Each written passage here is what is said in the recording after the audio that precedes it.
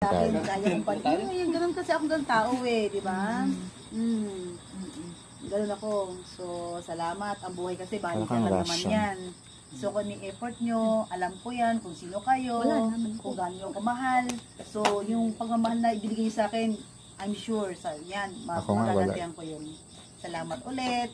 So, sana, yan. Kaya ko actually binuo yung drama na ganito. Kasi nga, nakikita ko yung nagkakaroon tayo ng pagkakaisa, yung get together. Kasi sa acting kasi, nung una akong mag-acting, naramdaman ko na, oh, may bagong mundo pala ako. Hindi lang yung buhay ko bilang may asawa sa Korea. Hindi lang yung trabahador ako sa Korea. Meron pala akong maaaring gawin more than sa nagagawa ko ngayon. And then one more thing is, yung mga nagkakaisa tayo, nakita yung dami-dami natin, di ba? Lahat pagod, hindi yung perang kita mo dun eh.